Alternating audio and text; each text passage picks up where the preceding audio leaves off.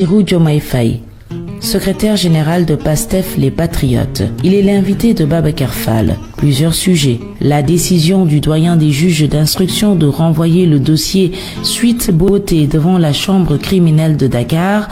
Les événements de mars 2021, bientôt 2 ans après, quelle suite?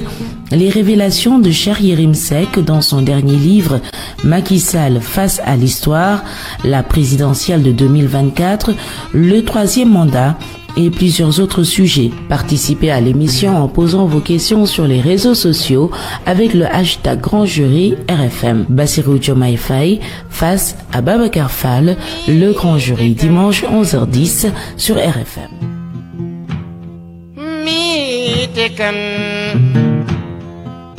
Bonjour à tous, bon dimanche, bienvenue dans ce nouveau numéro du Grand Jury de RFM.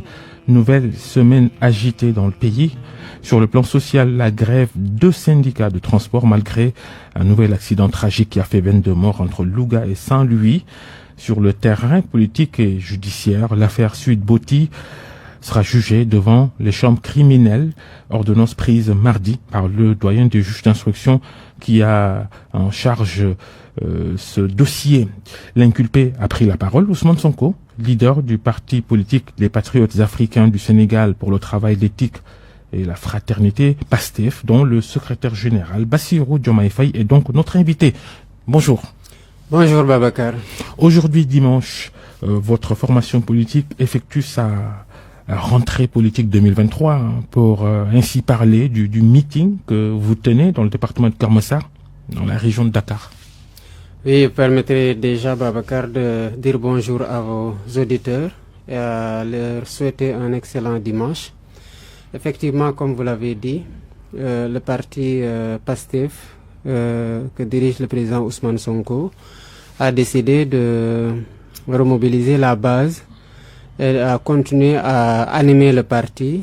Et au titre de ce chapitre d'animation du parti, nous avons prévu de tenir un meeting à Keur Massar aujourd'hui. Et nous en profitons pour appeler tous les Sénégalais à venir avec nous réclamer justice pour Mariama Sagna, qui a été assassinée le 6 octobre à la suite d'un meeting que nous avions organisé sur le même lieu et qui, curieusement, comme le pays agité par une affaire de viol, a fait l'objet d'une tentative de viol à laquelle elle a résisté et elle a été assassinée dans ces conditions-là. C'est le moment, pendant qu'on est en train d'accélérer un procès pour viol où la prétendue victime danse partout à visage et découvert parce qu'elle est encore vivante et qu'on accélère, qu'on puisse au moins rendre justice à Mariama Sagna et à sa famille. Sera lieu aussi pour nous, dans le cadre de ce meeting, de dénoncer la gabegie et l'accaparement des ressources publiques. Vous savez qu'il y a récemment un rapport qui a accablé le gouvernement et qui a été obligé de le publier sous la pression des bailleurs et qui demande l'ouverture d'informations judiciaires contre les personnes qui sont impliquées dans ce qu'il est convenu d'appeler le Covid Gate. Et je crois aussi que ça peut et ça doit mobiliser les Sénégalais et on ne peut pas passer cela sous silence comme si c'était normal. C'est l'occasion aussi pour nous de dénoncer la clochardisation politicienne de la justice. Nous savons que ce qui se fait aujourd'hui au Sénégal, c'est loin d'être de la justice. Et il y a encore énormément de motifs pour lesquels les Sénégalais doivent rester debout, déterminés et combatifs et à ne jamais s'accommoder de certaines pratiques de gestion auxquelles le gouvernement Macky Sall tente de nous habituer. Mais c'est un meeting qui concerne d'abord la vie de votre parti, l'animation de votre parti PASTEF qui a grandi. Mais votre parti vit sous la bannière de Yewwi Askan Wi depuis plusieurs mois, les élections territoriales, les élections législatives. Avantage ou inconvénient d'être sous Yewwi pendant aussi longtemps? Non, on n'est pas sous Yewwi, on est dans Yewwi. Et toutes les autres parties prenantes de la coalition sont aussi dans Yewwi. Donc si nous sommes sous Yewwi, c'est que parce que nous avons renoncé à une part de notre initiative ou de notre souveraineté, entre guillemets, comme on le fait à chaque fois qu'il y a de grands ensembles. Les autres ont renoncé à la sienne. On a mis en commun nos énergies. La question c'était un manque à gagner pour vous ou pas? Non, loin de là, loin s'en faut. Moi, je pense que le compagnonnage avec Yewwi, si on en faisait le bilan d'étape, a été un compagnonnage extrêmement bénéfique pour l'ensemble des parties prenantes. Sur le plan même des relations humaines, je crois que beaucoup de leaders de Yewwi ne se connaissaient pas autant qu'ils se connaissent aujourd'hui. Et évidemment, quand on ne se connaît pas, ça laisse libre champ aux préjugés. Je crois que les leaders se sont familiarisés, ont développé des relations humaines et se sont découvertes des personnalités extrêmement formidables. Il n'y a pas longtemps, ils se sont déplacés chez moi jusqu'à Ndiaganiao pour présenter leurs condoléances. Et je pense que n'eût été le compagnonnage déjà, cet acte magnifique n'aurait pas eu lieu. Ne serait-ce que pour citer ça. Alors, sur le plan purement politique, nous avons traversé avec Yewwi 2 élections. Nous avons fait des conciliations, des concessions. Nous avons discuté, nous nous sommes compris et nous avons pu taire ce qui aurait pu constituer des divergences pour aller à l'essentiel. Et cela nous a valu la récupération d'énormément de collectivités territoriales qui étaient entre les mains du pouvoir. Et cela nous a valu aussi, en même temps que la relation qu'on a pu avoir dans le cadre de l'intercoalition avec Wallu, de récupérer énormément de sièges qui étaient entre les mains du parti au pouvoir. Donc sur la balance, je pense qu'il y a quand même énormément d'avantages que nous pouvons citer et que le compagnonnage avec Yewwi, ou dans le cadre de Yewwi, nous a valu. La charte de Yewwi, c'était d'être ensemble jusqu'à l'élection présidentielle de 2024.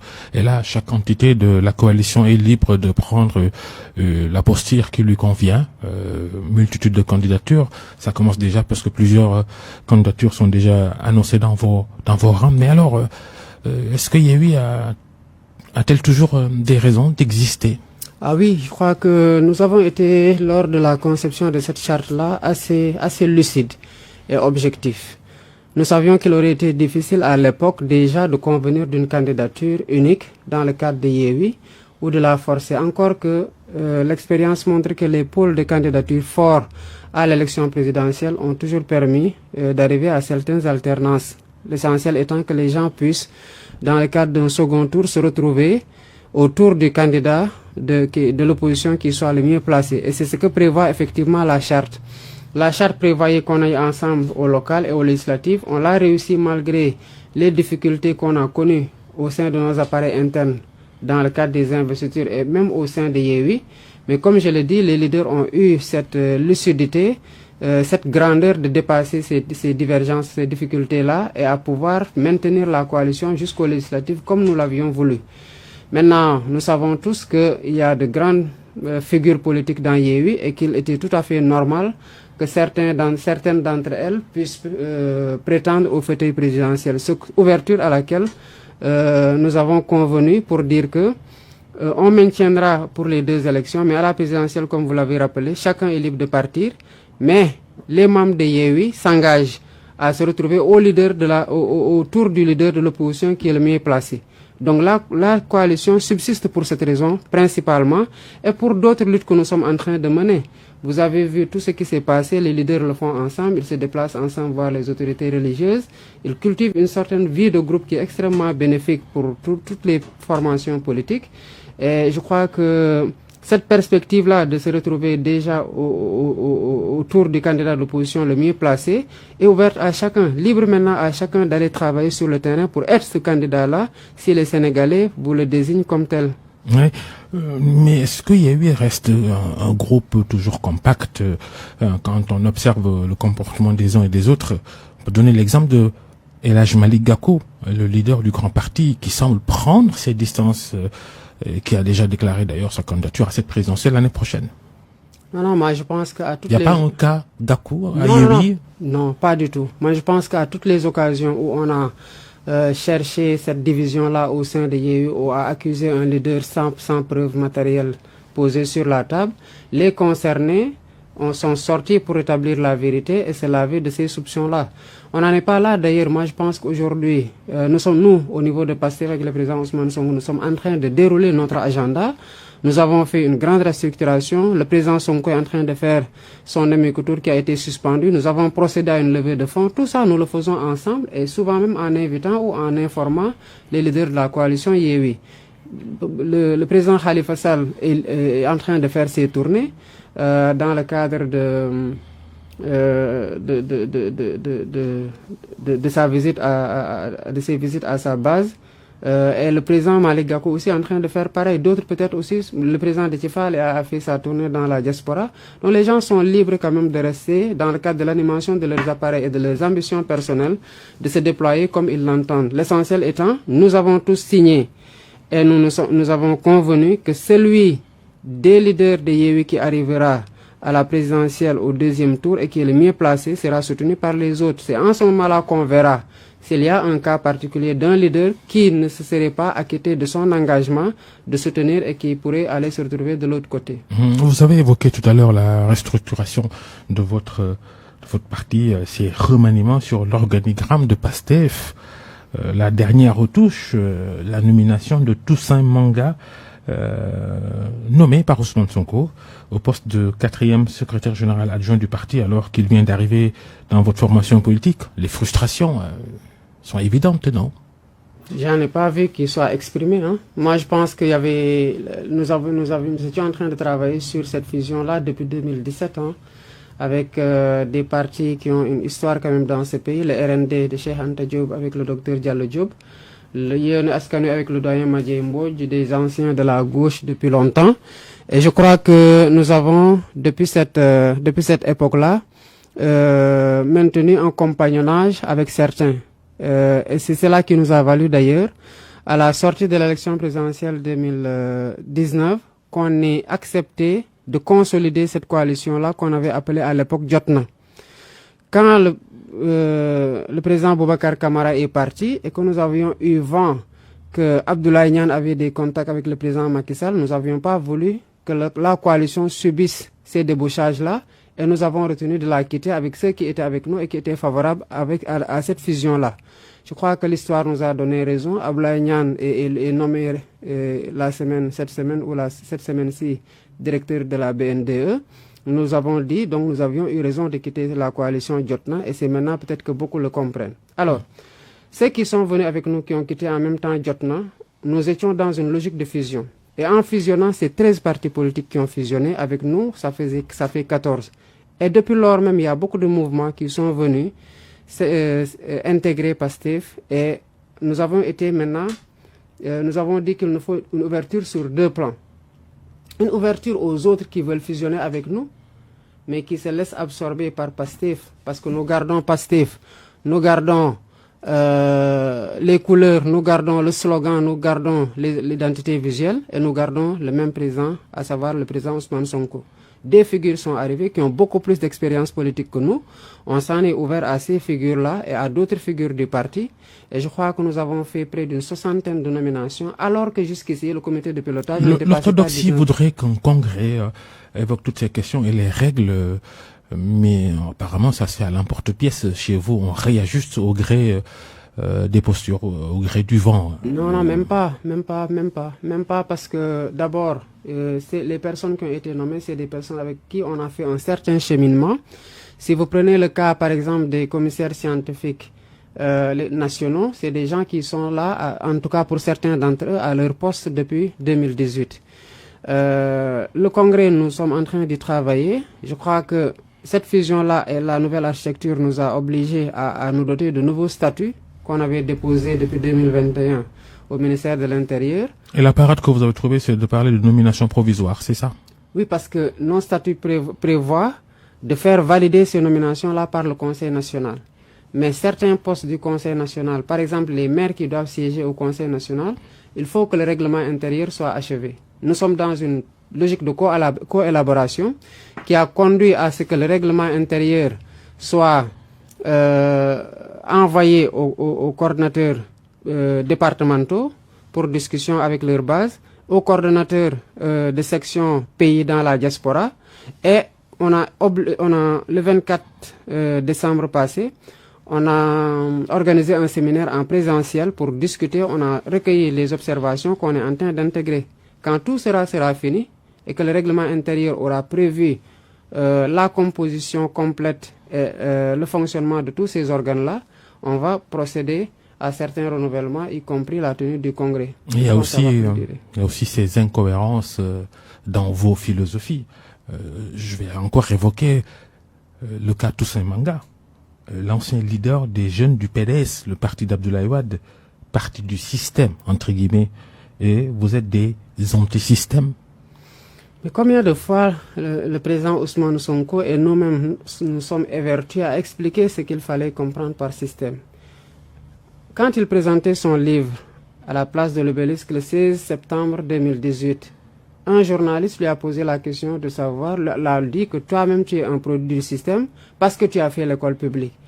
Si on pouvait s'en tenir à ces critères-là pour définir par exemple ce qu'était le système, donc il n'y aurait plus de raison de parler de système et d'antisystème.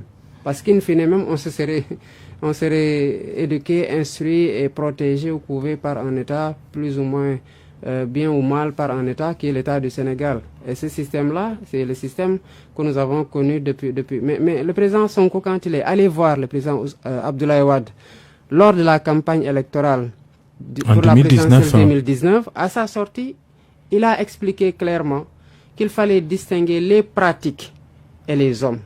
Il y a des gens qui sont aujourd'hui au sein de l'APR et qui ne peuvent être l'objet d'aucune poursuite judiciaire parce qu'ils ont géré de façon vertueuse. Ceux-là, quoi qu'étant dans l'APR, sont en adéquation avec les idées que nous prônons et que certains avant nous ont prôné. Donc il faut voir ceux qui sont dans ces pratiques-là et ceux qui ne sont pas dans ces pratiques-là. Si tous ceux qui sont d'un régime peuvent être mis dans le même sac, alors il n'y aurait plus de raison de distinguer entre les vertueux, ceux qui commettent des délits financiers, ceux qui détournent, ceux qui font autre chose, de ceux qui sont restés à cheval par rapport à ce que la loi prescrit de faire dans ce pays-là. Pour le cas de Toussaint, Toussaint a été formé au sein du PDS. Mais Toussaint, c'est quelqu'un qui, sur le plan des valeurs politiques, que nous respectons énormément, et que je pense que ce respect-là lui est aussi voué par presque tous les Sénégalais.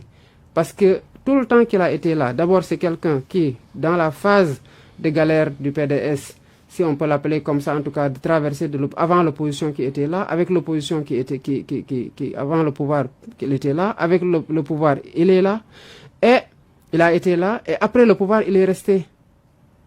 Avec ses principes, il n'a pas transhumé. Alors ces gens-là qui restent dans le cadre de ces vertus politiques-là, il y en a à qui on ne peut rien reprocher. C'est pas parce que nous disons que oui, vous êtes de l'autre côté, vous êtes mauvais. Il ne s'agit pas de ça. Il y a des gens qui sont avec nous aujourd'hui, qui n'ont jamais fait la politique et à qui on peut peut-être reprocher quelque chose sur d'autres plans. Et peut-être même éventuellement, une fois que nous aurons le pouvoir et qu'on va leur confier des responsabilités, qui peuvent être amenés à mal se comporter. Mais en ce moment-là, c'est à nous, pour ne pas faire comme le système, de ne pas les protéger comme le président Macky Sall est en train de le faire avec ceux qui ont détourné les deniers publics en pleine crise du Covid-19. Bassirou Diomaye Faye, la manifestation politique que votre parti PASTEF tient ce dimanche à Keur Massar, elle intervient dans la semaine où on a appris qu'Ousmane Sonko va être jugé par un tribunal criminel dans l'affaire qui l'oppose à Adji Sarr, la jeune masseuse salariée du désormais célèbre salon Sweet Beauty, qui l'accuse de plusieurs viols. Sonko, envoyé directement, Sonko va-t-il se rendre à ce procès qui va se tenir devant une chambre criminelle? C'est à lui d'en décider, et ce qu'on retient de sa communication la dernière, c'est qu'il n'a pas encore communiqué sur ce qu'il va faire. Toujours est-il que la base aujourd'hui n'est pas pour qu'il aille à ce procès qui n'en est pas un. Maintenant, il reste du temps parce qu'on vient juste de prendre l'ordonnance de renvoi devant la chambre criminelle et il y a à fixer la date de l'audience. Maintenant, je sais que les chambres criminelles, il y a plusieurs affaires criminelles qui sont en souffrance là-bas, qui ne sont pas instruites. J'ai cité tout à l'heure la tentative de viol ou le viol avec meurtre, suivi de meurtre de notre militante, depuis 2018, qui n'est pas encore jugé par les chambres criminelles. Et donc, pourquoi on devrait sauter d'autres affaires pour s'attaquer à une affaire qui est récemment... La justice, elle a toujours fonctionné comme ça. C'est pas de façon chronologique que les dossiers sont épluchés. Oui, mais là, il y a au moins une similarité. C'est deux affaires de viol. L'une est suivie de meurtre, l'autre, la prétendue victime est en train là à danser, à faire des snaps. Donc, si la justice n'est pas dans une dans une commande politique, dans le cadre d'une commande politique qu'elle est en train d'exécuter, je ne vois pas pourquoi une dame qui a été violée, puis tuée, qui a laissé des orphelins, on doit laisser son dossier depuis 2018 et aller déjà évoquer avec une aussi grande précipitation un autre dossier où rien ne donne l'allure d'un dossier judiciaire, mais d'un complot politique qu'on est en train d'exécuter. C'est ce qui se passe au Sénégal, malheureusement. Et on attendra de voir ce que le président Sonko va prendre. Ce qui est sûr, c'est que... Vous, personnellement, vous lui conseillerez quoi? Ce que je vais lui conseiller, je le dirai dans le secret de son salon, ou dans le secret de mon salon, ou dans le secret de son bureau. C'est pas ici, pendant qu'il n'a pas encore pris de décision, qu'on va dire Bassirou Diomaye Faye conseille à son côté. Ça, je ne le ferai pas ici.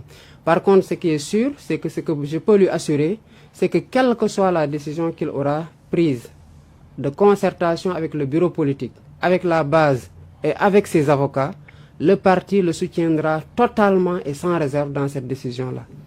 Même sur l'appel à la résistance que certains voient comme déjà un scénario bis de ce qui s'est passé en mars 2021, lui-même l'évoque dans sa déclaration de cette semaine. Je profite de cette antenne-là aussi pour moi, personnellement, invoquer mon droit personnel et constitutionnel à résister devant l'oppression de notre peuple, y compris l'oppression que quelqu'un peut subir anormalement et injustement au Sénégal, quel que soit le parti ou l'obédience politique, à plus forte raison le président Ousmane Sonko dans ce pays-là.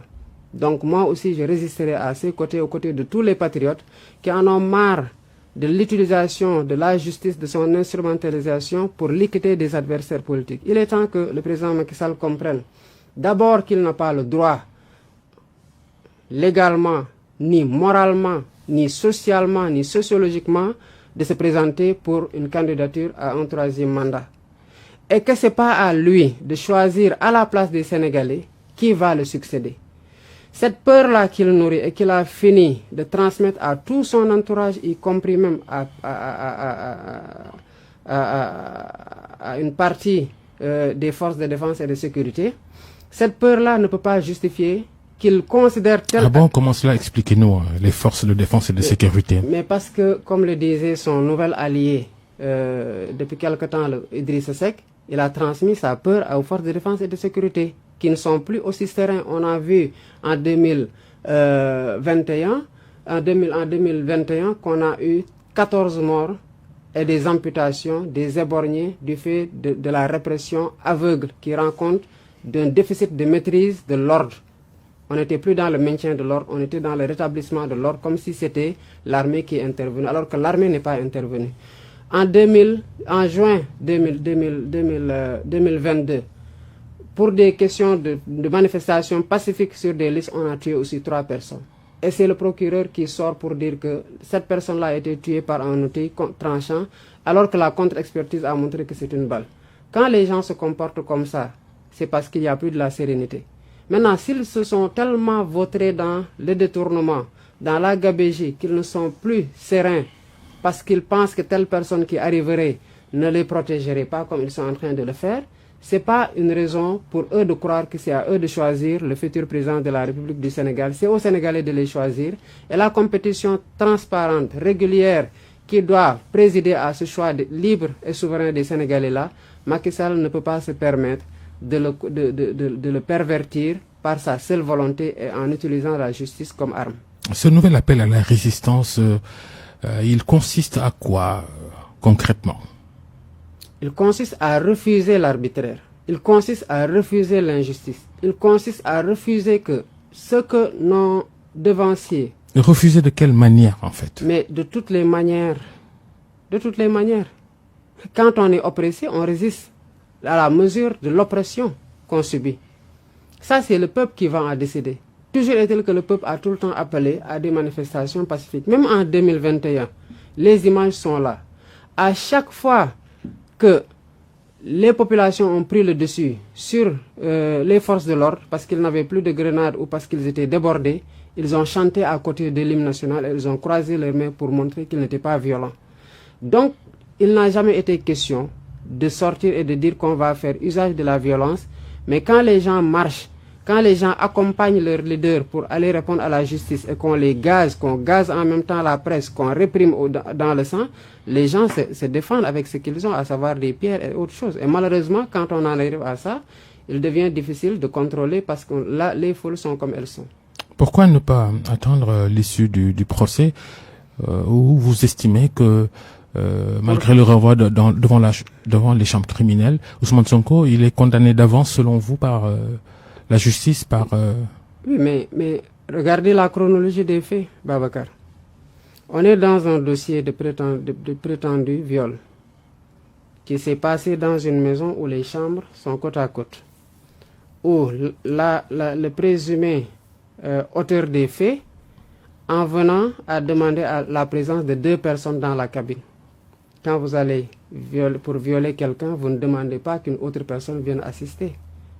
Deuxièmement, on dit que dans ce dossier-là, le prétendu auteur des faits a envoyé un SMS pour dire à la victime que j'arrive, prépare-toi, je viens vous violer. Ou tous les témoins, à savoir ceux qui sont dans la maison, dotés de caméras de surveillance, personne n'a entendu quelque chose qui soit anormal pour dire qu'il y a eu quelque chose d'anormal dans cette pièce-là. Ou, après avoir fini de bénéficier de la prestation pour laquelle il était là, il a payé pour partir. Et ça a été donné. Mais mieux, vous êtes dans un dossier de viol où c'est d'autres personnes qui, sans passer par la gendarmerie, sont allées voir un gynécologue la nuit, le 23, à 23h ou 1h du matin, ou minuit. Et qui lui demande d'examiner une victime pour laquelle il avait dit de se mettre en stand-by parce qu'il y a une fille pour laquelle ils vont l'appeler. Et tout ça, c'est corroboré par des appels, des réquisitions téléphoniques qui sont là. Vous êtes dans un dossier où il est dit que le certificat médical là n'atteste d'aucune violence exercée sur la victime. Et le médecin même dit qu'il a vu beaucoup de victimes de viol, mais que la personne qu'il a vue ce jour-là ne présentait aucun des signes d'une victime de viol. Vous êtes dans un dossier où cette personne-là qui se dit victime de viol répété a été affichée devant les Sénégalais. On lui a mis un voile pour peindre une certaine innocence.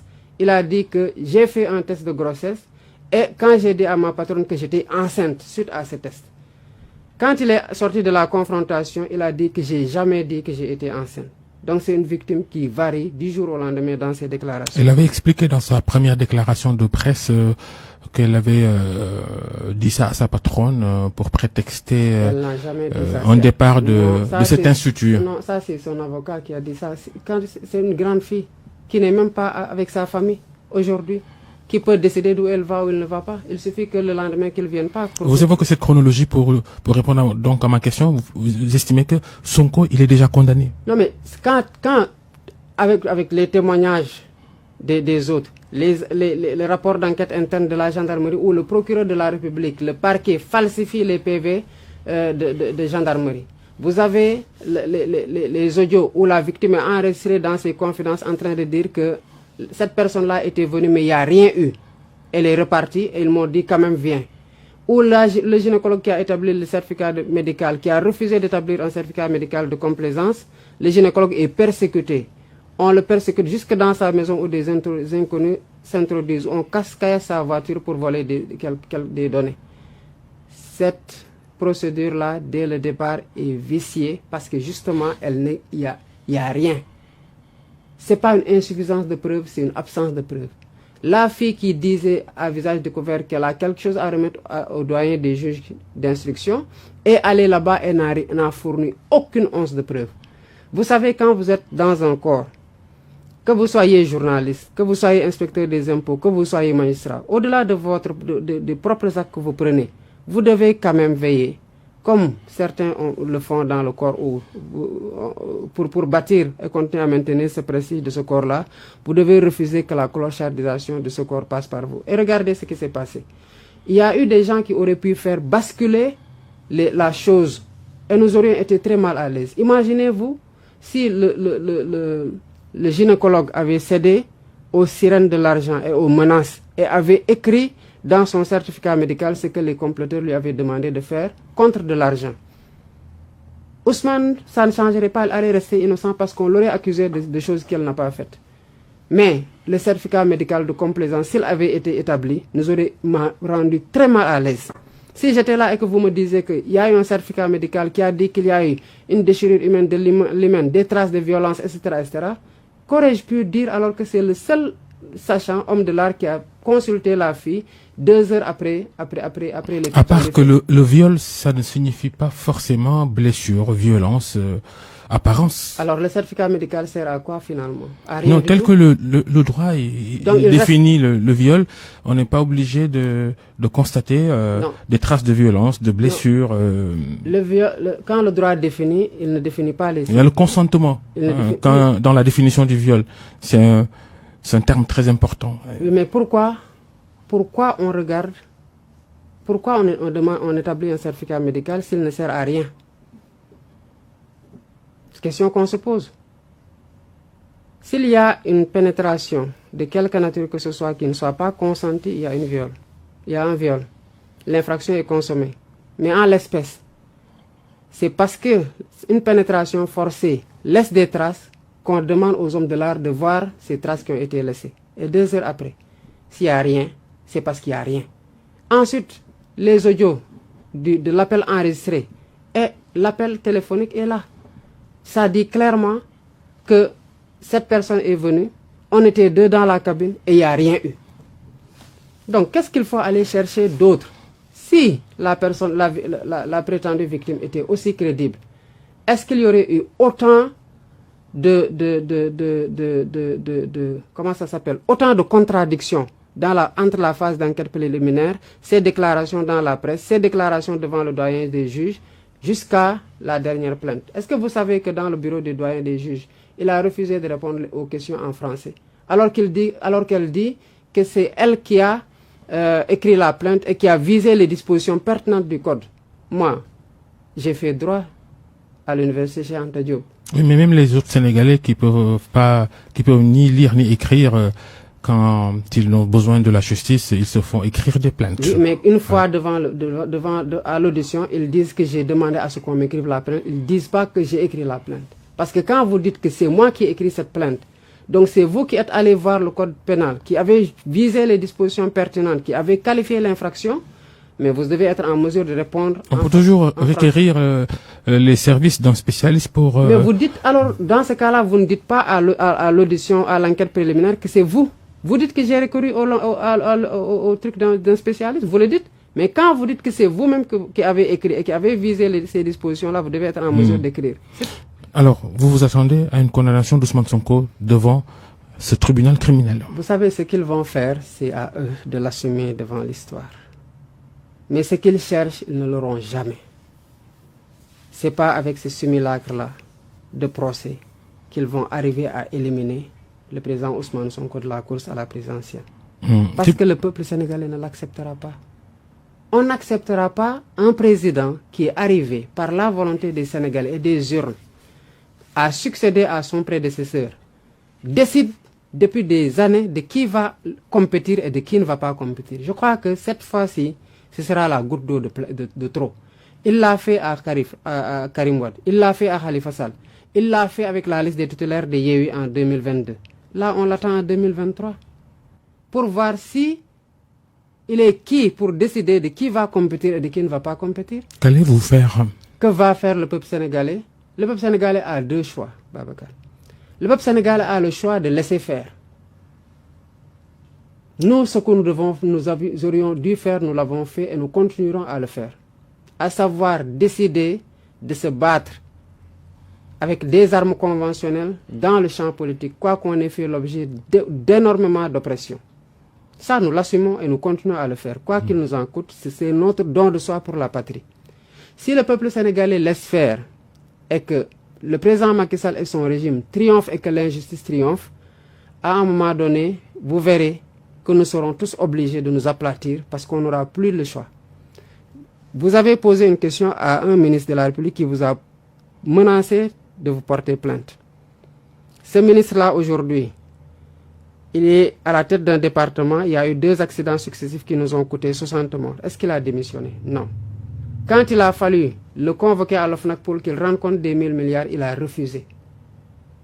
Pendant ce temps, des Sénégalais croupissent en prison pour avoir exprimé une opinion sur Facebook, pour avoir partagé des émoticônes sur Facebook. Quand vous avez un président qui est foncièrement méchant, il ne faut pas lui donner les moyens de se pérenniser à la tête d'un État parce qu'il va dérouler une dictature sanglante.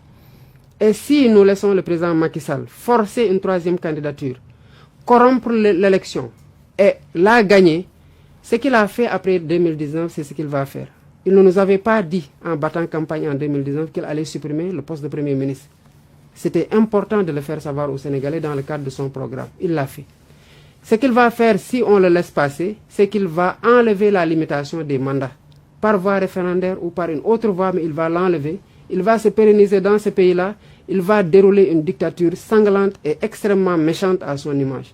C'est ça qui est en train de se jouer. Ce n'est pas que le président Ousmane Sonko soit présent ou pas. Le président Ousmane Sonko, nous le souhaitons longue vie. Mais on ne peut pas s'assurer, si ce n'est par la volonté d'Allah subhanahu wa ta'ala, qu'il sera là en 2024. Donc nous sommes en train de faire ce que nous devons faire. Aux Sénégalais de faire ce qu'ils doivent faire. Ou alors on bascule dans la dictature sanguinaire totale et on s'aplatit tous définitivement. Ou alors on récupère notre souveraineté, notre droit que nous avons gagné par le sacrifice de nos devanciers à dire notre opinion, comme je suis en train de le faire présentement et que comme d'autres sont en train de le faire, de manifester, de dire notre pensée et de vivre librement dans ce pays ou d'y vivre en esclave. Ça, c'est le choix du peuple sénégalais. C'est pas le choix de Pastef, c'est pas le choix du président Ousmane Sonko, c'est pas le choix de Bassirou Diomaye Faye. Alors, si Ousmane Sonko il est empêché de se présenter à cette élection l'année prochaine, vous dites quoi? Pas d'élection alors dans ce cas? Le président Sonko est notre plan A, B, C jusqu'à Z. Il est notre premier plan, le plan 1 jusqu'au plan Oméga. Il n'y a pas de... on ne cherche pas à réfléchir dans une hypothèse de si il est empêché. Et on ne va pas être dans la menace si. Pour nous, il va d'ailleurs reprendre ses tournées du Némékoutour parce que nous allons... En fait, la question c'était, si on l'empêche de se présenter, vous allez... Personne ne peut l'empêcher de se présenter à cette élection, je vous le garantis. Il y sera et il vaincra. Inch'Allah. Vous parlez souvent de complot quand vous évoquez le dossier Sweet Beauty. Il y a un nom qui revient souvent, qu'Ousmane Sonko cite très régulièrement, l'avocate Dior Diagne, qui pour la première fois depuis 2 ans, depuis l'éclatement de cette affaire présumée, prend la parole, un communiqué pour s'en prendre à votre leader et démentir son implication dans ce que vous appelez le complot. Comment réagissez-vous à ce texte publié par l'avocate Dior Diagne? Mais pourquoi vous savez, Dior Diagne n'est pas notre interlocutrice dans le cadre de la lutte et du combat que nous menons dans ce pays-là. À un moment donné, il y a un complot dans lequel elle a trempé. C'est tout. Parce qu'elle a trempé comment? Si elle n'en connaissait absolument rien, pourquoi elle va envoyer par inadvertance un message à l'un de nos avocats? Et ce message-là a été constaté par voie d'huissier que c'est son numéro et c'est son texte et c'est sur le téléphone de l'un des avocats du président Ousmane Sonko qui l'a écrit. Quand vous écrivez avec autant de détails et de machiavélisme décrivez un plan comme ça, à la limite qu'on est en train de suivre à la lettre, si ce n'est la parenthèse 2021-2022, mais c'est parce que vous êtes mêlé à ça. C'est la seule chose qu'on évoque. Et elle n'est pas n'importe qui. D'abord, elle est avocate. Ensuite, elle est l'épouse de ce qu'on a dit, de ce qu'on nous a dit du ministre de l'Intérieur, Antoine Diome. Alors, les avocats du président Ousmane Sonko ont demandé sa comparution. C'est là-bas. Si elle veut se laver, elle n'avait qu'à demander au doyen des juges ou au bâtonnier de lever son immunité pour qu'elle aille se laver à grande eau devant le juge des accusations qui sont portées contre elle sur son implication dans ce complot-là. Mais on a refusé, dans le cadre de l'instruction, de l'entendre et d'entendre Maître Gabisso, malgré leur implication, démontrée par les pièces à conviction dans le cadre de ce que nous appelons un complot. Macky Sall face à l'histoire, le titre du dernier livre du journaliste Chéri Imsek qui, comme le mentionne le titre global de l'ouvrage, passe sous scanner la gouvernance de Macky Sall. Mais il y a un chapitre qui concerne Ousmane Sonko et qui fait polémique. Ce passage du livre, Chéri Imsek y évoque une scène de meurtre dans laquelle il cite le leader de votre parti qui d'ailleurs compte saisir la justice pour diffamation. Est-ce que vous pensez qu'il y a une synchronisation entre la publication de ce livre et l'annonce du renvoi de l'affaire Sweet Beauté devant un tribunal criminel? Est-ce que, Babacar, c'est pas un livre? C'est pas un livre parce qu'on ne peut pas détacher le livre. On ne peut pas détacher le livre qui est écrit du documentaire qui accompagne le livre qui fait, je sais pas, 2 heures ou 4 heures de temps. 2 heures. 2 heures. 2 heures fois 2. 4 heures globalement. 4 heures. Et hier, vous avez pu voir, moi j'ai vu que on a payé un public reportage. En tout cas, je l'ai vu sur Walf. Sur plusieurs chaînes de télé.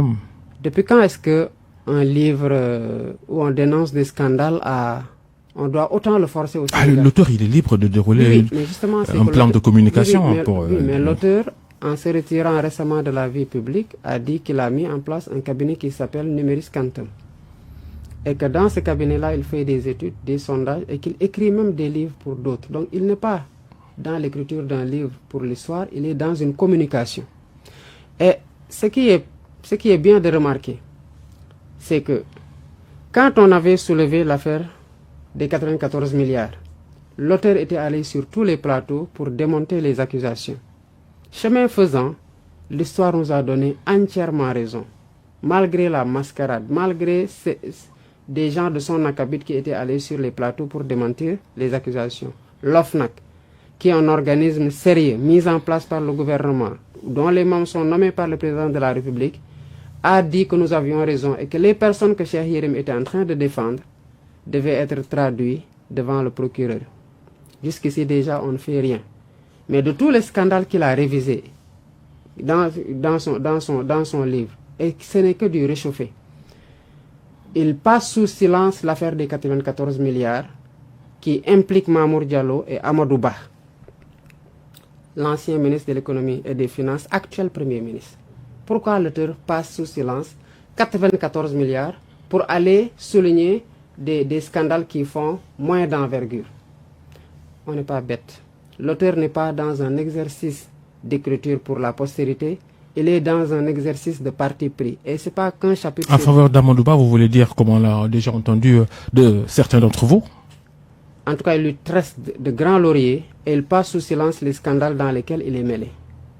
Et c'est lui-même qui était parti sur un plateau d'un de vos confrères pour dire que pendant la présidentielle, malgré sa qualité de journaliste qui se veut d'une certaine impartialité, qu'il a été contacté par Amadou Ba qui lui a demandé un soutien, quel que soit ce qu'il aurait pu faire pour que leur camp triomphe.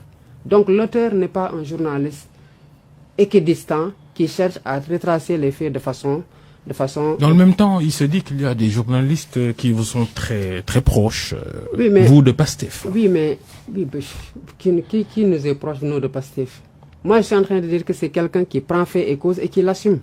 Et qu'il faut considérer ses écrits comme les écrits d'un partisan. C'est ce que je voulais démontrer. Parce que quand il dit que nous avons introduit la violence dans ce pays-là, mais je suis désolé, quand on tuait sur la corniche le juge Babacar Seye, Maître Babacar Seye, j'avais pas 15 ans, Babacar. Donc j'étais pas dans la politique. Pastef est né en 2014. Les événements de 88, on n'était pas là. Les événements de 94 avec la mort de 6 policiers, on n'était pas là. Vous savez ce qui a changé? C'est qu'il y a les gens qui avaient le monopole du micro et de la parole publique. Quand vous n'êtes pas invité sur un média, vous ne parlez pas, personne ne vous entend. Que ce soit la radio, la télé, ou quand on écrit quelque chose contre vous dans un journal, vous ne pouvez rien faire. On est passé du média d'État à la pluralité médiatique. Et la parole s'est ouverte. Entre-temps, il y a eu mieux.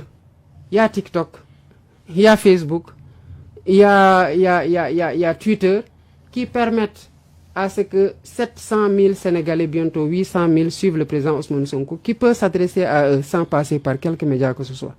Du coup, ceux qui avaient le monopole de la parole se sont retrouvés dans le viseur de ceux qui ne parlaient pas et qui étaient offusqués de la déformation de la vérité qu'ils entretenaient. C'est seulement ça qui a changé. Rien n'a changé.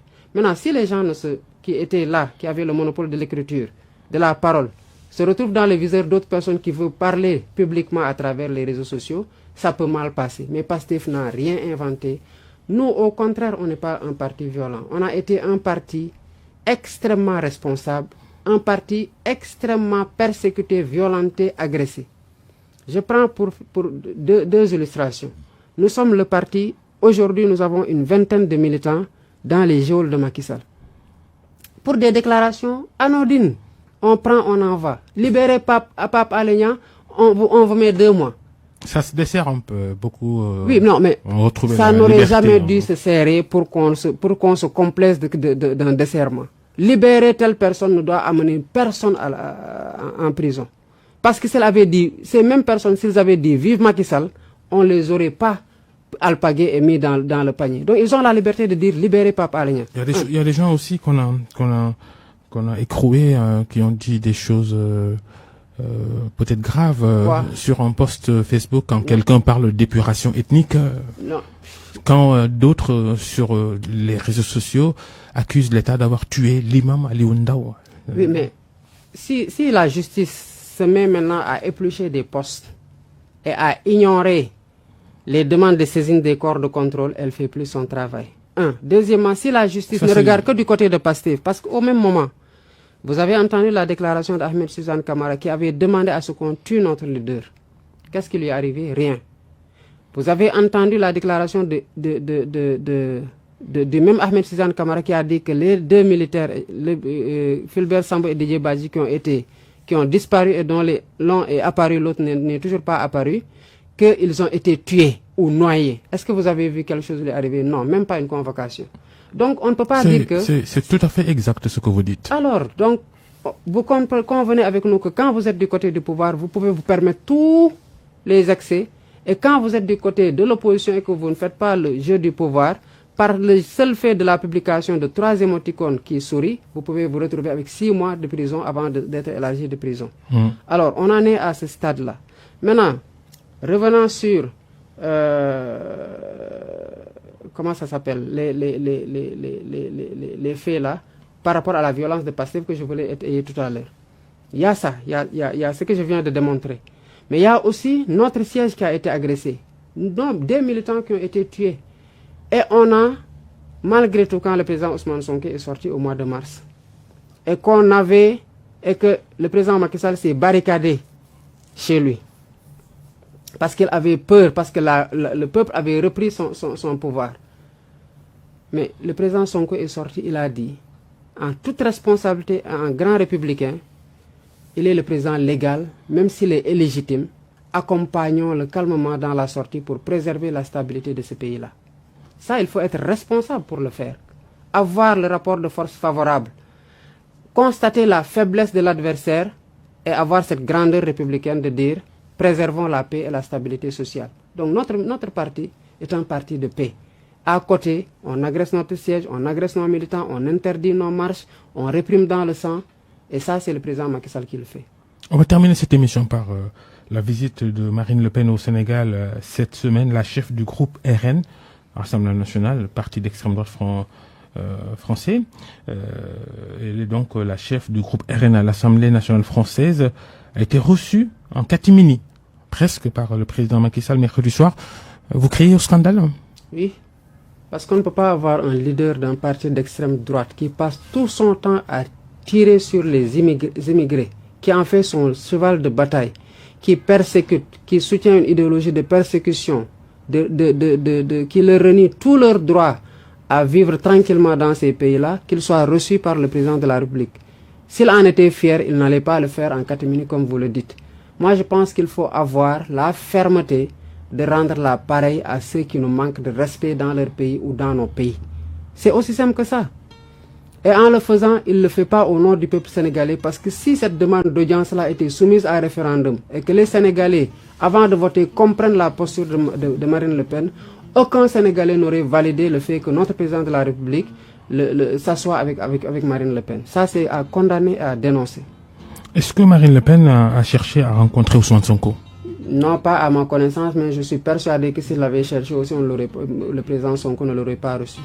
Merci Bassirou Diomaye Faye d'être passé devant le grand jury de RFM.